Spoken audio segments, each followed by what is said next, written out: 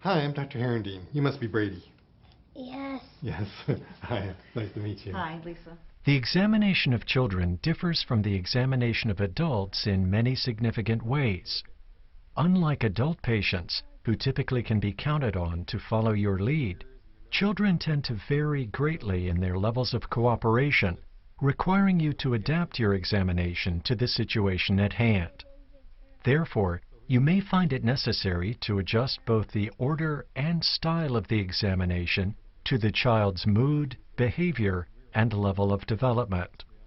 In any event, make sure to include all the examination steps, even if they are not in the preferred sequence. And remember, when you complete your post-examination write-up, you will need to place the examination sequence back into its traditional order. To do this, of course, you must become thoroughly familiar with all aspects of the examination and understand how the various steps are interrelated. You can increase the chances of obtaining cooperation from children by remembering the following tips.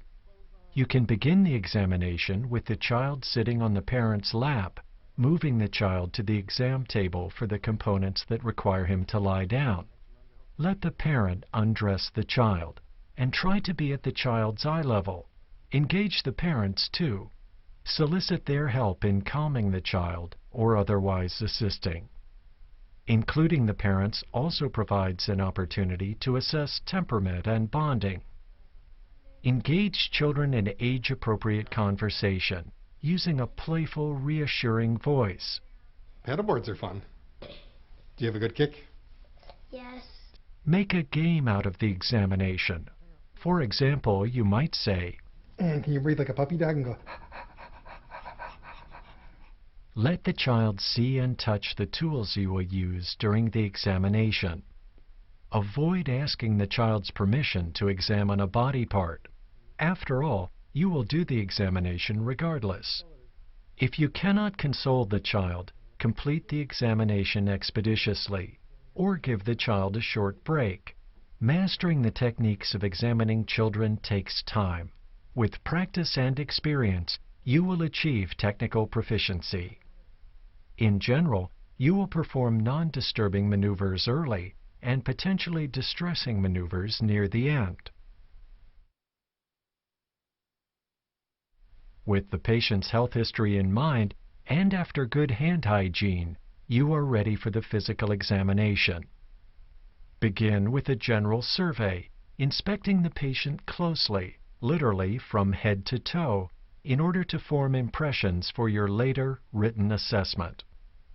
During the general survey, you will observe for a wide range of abnormalities, including behavioral problems, such as poor parent-child interactions, sibling rivalry, inappropriate parental discipline, and an overall intense temperament. When engaging the child in age-appropriate conversation, look for signs of developmental delay in areas such as cognitive abilities, language, social and emotional tasks, as well as gross and fine motor skills. This developmental assessment also becomes a key part of the neurological exam. Observe for signs of social or environmental problems, including parental difficulties such as stress or depression and risk for abuse or neglect. Somatic growth is one of the most important indicators of a child's health. A deviation from normal may be an early sign of an underlying problem. The most important tools for assessing somatic growth are growth charts. Growth charts display a series of lines that enable you to establish percentile rankings for your patients, indicating their growth relative to other children of the same chronologic age. To assess trends, plot patients' growth parameters over time. Measure standing height, or stature. You will obtain optimum results using an accurate wall-mounted stadiometer. Have the child stand with the heels back and the head against the wall or the back of the stadiometer. If using a wall with a marked ruler, make sure to place a board or other flat surface across the top of the child's head at a right angle to the ruler.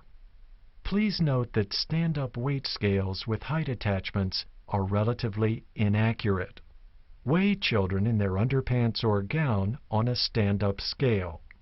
Use the same scales across successive visits to optimize comparability. In general, head circumference is measured until the child reaches 24 months.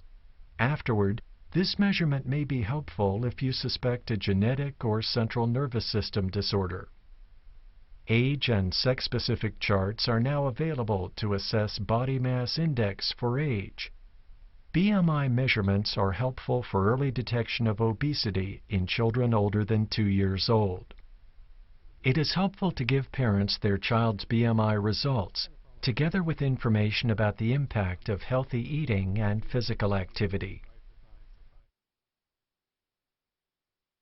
If not already taken, measure the blood pressure in children older than 2 years. Select a blood pressure cuff as you would in adults. It should be wide enough to cover 2/3 of the upper arm or leg. Because hypertension is more common in children than previously thought, it is important to obtain an accurate measurement. Therefore, keep in mind that children have elevated blood pressure during exercise, crying, and anxiety. If the blood pressure is initially elevated, you can measure it again at the end of the examination. Elevated readings must always be confirmed by subsequent measurements. Obtain an accurate pulse rate. Measure the heart rate over a 60-second interval. Here is an overview of the ranges of normal heart rates. The respiratory rate ranges from 20 to 40 per minute during early childhood and 15 to 25 during late childhood, reaching adult levels around age 15. Alternatively, you may use your stethoscope to measure respiratory rate on the chest or in front of the mouth. You can observe for 60 seconds as the child sits quietly with shirt removed. In children, auditory canal temperature recordings are preferred over other methods because they can be obtained quickly with essentially no discomfort. Body temperature in children is less constant than in adults. Examination of the skin is the same for children as for adults. Begin by inspecting and palpating the fingernails, looking especially for any clubbing or cyanosis. Next, inspect the skin of the child's face and upper torso, noting color, pigmentation, texture, hair distribution and thickness, and any lesions. Common skin conditions in preschool children include birthmarks, nevi, and scars. Look for these and other distinguishing characteristics, noting their placement and dimensions. Tailor the examination of the child's head to their stage of growth and development. Even before touching the child, observe the shape of the head, its symmetry, and the presence of abnormal facies, which may not become apparent until later in childhood. So, carefully examine the child's facial features, including symmetry. It is often helpful to compare the child's face to those of the parents. Determine whether facial features fit a recognizable syndrome. Some of the diagnostic facies include Down syndrome, fetal alcohol syndrome, perennial allergic rhinitis, and hyperthyroidism.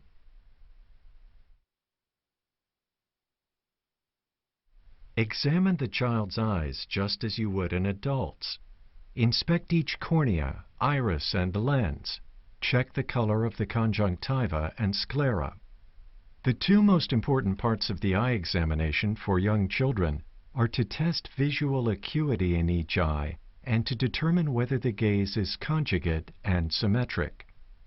Visual acuity may be difficult to measure in children younger than approximately 3 years of age who cannot identify pictures on an eye chart. For children older than 3 years, however, formal visual acuity testing is both feasible and preferred. The examiner may assess visual acuity in broad terms by having the child read letters, numbers, or symbols, or by using an E chart, in which the child is asked to point out which direction the letter E is facing.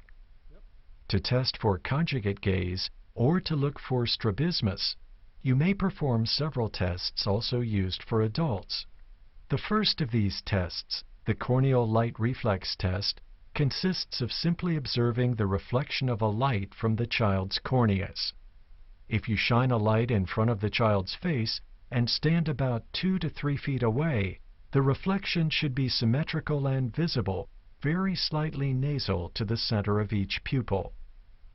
The cover-uncover test may assume the form of a game. Have the child look at your smiling face. Cover one of the child's eyes. Then move your covering hand to the child's other eye and see if the first eye moves. Movement of the eye just uncovered may indicate an abnormality. When testing the visual fields in young children, test one eye at a time. Hold the child's head in the midline while bringing an object such as a toy into the field of vision from behind the child. Examining the ear canal and drum can be difficult in young children who are sensitive and fearful because they cannot observe the procedure. Many children need to be restrained during this examination, which is why you may want to leave it for the end. The two best positions to work from include the child lying down and restrained by the parent, or in younger children, sitting on the parent's lap with the child's legs restrained by the parent's legs. To view the tympanic membrane in young children, the auricle must be pulled upward, outward, and backward to afford the best observation with the otoscope. A technique preferred by many pediatricians as a way to hold the otoscope when examining children is to hold the child's head with one hand and with that same hand pull on the auricle. With the other hand, position the otoscope with the handle pointing downward. A pneumatic otoscope allows you to assess the mobility of the tympanic membrane as you increase or decrease the pressure in the external auditory canal by squeezing the rubber bulb. Although formal hearing testing is necessary for accurate detection of hearing deficits in young children, you can grossly test for hearing standing behind the child and have them repeat your whispered words while you cover one of the child's ear canals and rub the tragus using a circular motion. And then you tell me what you hear. Ready? 22. Good. Then test the other ear. Zebra. Zebra is right. Good job. Inspect the nose using a large speculum on your otoscope. Check for nasal deviation and polyps, and note the color and condition of the nasal mucous membranes. Pale, boggy nasal mucous membranes are found in children with chronic perennial allergic rhinitis. When examining the mouths of young children, you should wear gloves. Ingenuity may be necessary to make the child open his mouth. Here are some tips to encourage the child's cooperation. Turn the examination into a game. Say, And can you breathe like a puppy dog and go, don't show the tongue blade unless absolutely necessary. The child who can say ah usually offers a sufficient, albeit brief, view of the posterior pharynx, rendering a tongue blade unnecessary. good job. Offer enthusiastic praise when children open their mouths a little and encourage them to open even wider. With the child's mouth open, examine the upper and lower lips. Examine the tongue, including the underside. Note the size, position, symmetry, and appearance of the tonsils. The peak growth of tonsillar tissue is between 8 and 16 years. Then, lift the upper lip to examine the upper teeth. Look for staining or signs of erosion, which often first appear here and which may signify the need for a dental referral. Finally, note the quality of the child's voice. Certain abnormalities can change the pitch and quality of the voice. Examination of a child's neck, including the sternomastoid muscles, is the same as that for adults. The vast majority of enlarged lymph nodes in children are due to infections and not malignant disease. Lymphadenopathy is common in childhood. Check the neck for mobility. Ensure that the neck is supple and easily mobile in all directions. This is particularly important when the child is holding the head asymmetrically and when central nervous system disease, such as meningitis, is suspected. Normally, children should be able to sit upright and touch their chins to their chests. In children, nuchal rigidity is a more reliable indicator of meningeal irritation than is Brudzinski's sign or Koenig's sign. Nearly all children with nuchal rigidity are extremely sick, irritable, and difficult to examine. As children age, the lung examination becomes similar to that for adults. Auscultation usually is easiest when a child barely notices. Carefully assess respirations and the pattern of breathing. An important tip is not to rush to the stethoscope, but rather to first observe the child carefully. Assess the relative proportion of time spent on inspiration versus expiration. The normal ratio is 1:1. Prolonged inspirations or expirations are a clue to disease location. For example, prolonged expiration is a frequent sign of asthma or lower airway obstruction. Note any effort or work of breathing, including nasal flaring and grunting. Although as children grow, these signs grow less helpful in assessing for respiratory pathology. Palpation, percussion, and auscultation achieve greater importance in a careful examination of the thorax and lungs. Examination of the heart and vascular system in infants and children is similar to adults, but you must use your knowledge of the developmental stage of each child to make the examination easier and more productive. Let children move the stethoscope themselves, going back to listen properly. Measure the blood pressure in the right arm.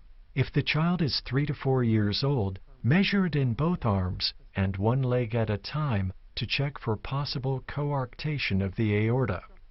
It is important to keep in mind that most school-age children have a benign heart murmur at some point in their lives. The most common, Still's murmur, is a grade 1 to 2/6 musical, vibratory, early and mid-systolic murmur with multiple overtones, located over the mid or lower sternal border, but also frequently heard over the carotid arteries. Compression of the carotid artery usually causes the precordial murmur to disappear. The murmur will also diminish as the child goes from supine to sitting to standing. Also in preschool or school-aged children, you may detect a venous hum. This is a soft, hollow, continuous sound, louder in diastole, heard just below the right clavicle. It can be completely eliminated by maneuvers that affect venous return, such as lying supine, changing head position, or performing jugular venous compression.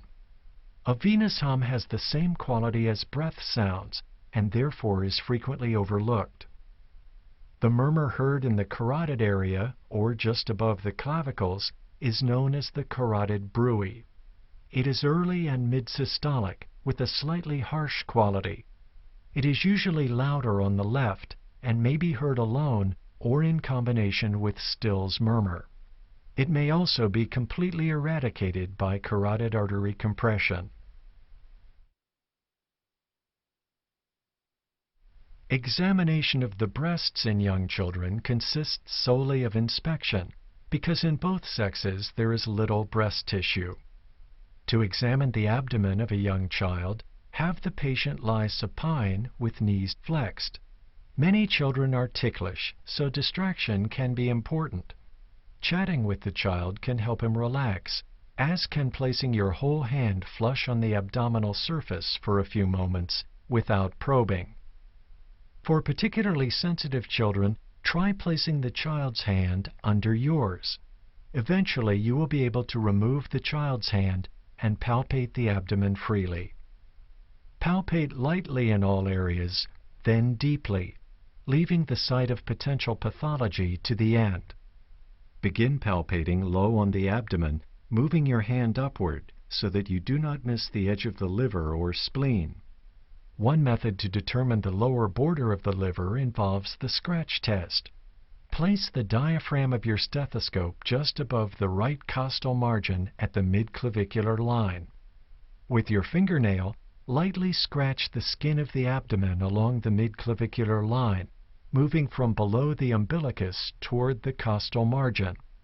When your scratching finger reaches the liver's edge, you will hear a change in the scratching sound as it passes through the liver to your stethoscope. The spleen, like the liver, is felt easily in most children. It too is soft with a sharp edge and projects downward like a tongue from under the left costal margin. The spleen is movable and rarely extends more than 1 to 2 centimeters below the costal margin. Palpate the other abdominal structures. You will commonly note pulsations in the epigastrium caused by the aorta. This is most easily felt to the left of the midline on deep palpation. Begin examination of the male genitalia by inspecting the penis.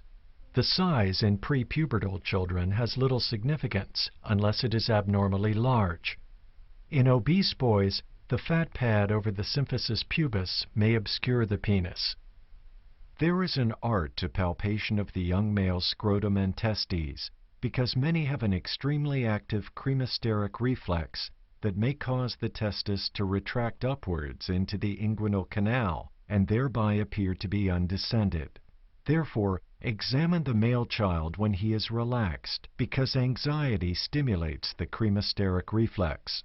With warm hands, palpate the lower abdomen, working your way downward toward the scrotum along the inguinal canal. A useful technique is to increase intra-abdominal pressure by asking the child to do a sit-up. If you can detect the testis in the scrotum, it is descended, even if it spends much time in the inguinal canal. Examine the inguinal canal as you would for adults, noting any swelling that may reflect an inguinal hernia. Have the boy increase abdominal pressure and note whether a bulge in the inguinal canal increases. The female genitalia examination can be anxiety-provoking for the older child and adolescent, but if not performed, a significant finding may be missed. The examination of external female genitalia is the same for all ages of children. Use a calm, gentle approach, including a developmentally appropriate explanation as you do the examination. A bright light source is essential. Most children can be examined in the supine frog leg position. If the child seems reluctant, it may be helpful to have the parents sit on the examination table with the child. Or the examination may be performed while the child sits in the parent's lap, as shown here. Examine the genitalia in an efficient and systematic manner. Inspect the external genitalia for pubic hair, the size of the clitoris, the color and size of the labia majora, and any rashes, bruises, or other lesions. Next, visualize the structures by separating the labia with your fingers, as shown here. You can also apply gentle traction by grasping the labia between your thumb and index finger of each hand and separating the labia majora laterally and posteriorly to examine the inner structures. Note the condition of the labia minora, urethra, hymen, and proximal vagina. If you are unable to visualize the edges of the hymen, ask the child to take a deep breath to relax the abdominal muscles. Another useful technique is to position the patient in a knee-chest position, as shown here. Avoid touching the hymenal edges because the hymen is very tender without the protective effects of hormones. Examine for discharge, labial adhesions, estrogenization, hymenal variations, and hygiene. The physical examination may reveal signs of sexual abuse and may require more complete evaluation by an expert in the field. The rectal examination is not routine, but should be done whenever intra-abdominal, pelvic, or pararectal disease is suspected. In older children, abnormalities of the upper extremities are rare in the absence of injury. The normal young child has increased lumbar concavity, decreased thoracic convexity, and often a protuberant abdomen. You will detect most abnormalities by watching carefully from both the front and behind as the child stands and walks barefoot, touches his toes, and runs a short distance. To check for scoliosis, perform the Adams bend test if the child is at least 6 years old. Have the child stand with his bare feet together and bend forward with the knees straight and the arms hanging straight down. Look for any asymmetry in positioning. If you detect scoliosis, use a scoliometer to test for the degree of scoliosis. Finally, check for leg length discrepancy by having the child stand straight as you observe from behind. Place your hands on his iliac crests. Your hand should be perfectly parallel to the floor. Test for severe hip disease by observing from behind as the child shifts weight from one leg to the other. A pelvis that remains level when weight is borne on the unaffected side is a negative Trendelenburg sign. But with an abnormal positive sign in severe hip disease, the pelvis tilts toward the unaffected hip during weight bearing on the affected side. For children age 8 or older, perform a sports pre-participation screening musculoskeletal examination. Organized sports often require this medical clearance in order for the child to participate. Refer to the textbook for the details of this examination. The neurological examination of the child includes the basic components evaluated in adults with the addition of a developmental examination. The sensory examination can be performed by slightly tickling the child's skin using a cotton ball or soft object and asking the child to indicate when he feels it. Make sure the child's eyes are closed and don't use a pin because it will scare the child. Observe the child's gait and coordination while the child is walking and running. Note any asymmetries, weakness, undue tripping, or clumsiness. To check for gross motor development and balance, ask the child to balance on one foot and to hop. You might try asking him to walk on his heels if he is old enough to perform this maneuver. If you are concerned about the child's strength, have the child lie on the floor and then stand up, and closely observe the stages. Most normal children will first sit up, then flex the knees and extend the arms to the side to push off from the floor and stand up. Hand preference is demonstrated by most children by age 2. Check for weakness in the non-preferred upper extremity. Test for deep tendon reflexes as in adults. You can show the child the reflex hammer, treating it like a toy so he is not frightened. Distract the child or ask him to close his eyes so he does not see the impact of the hammer and provide a false reaction. To check for fine motor development, ask the child to copy an X or a square or draw a person, which should display several body parts. Then, discuss their pictures to test for cognition and language as well.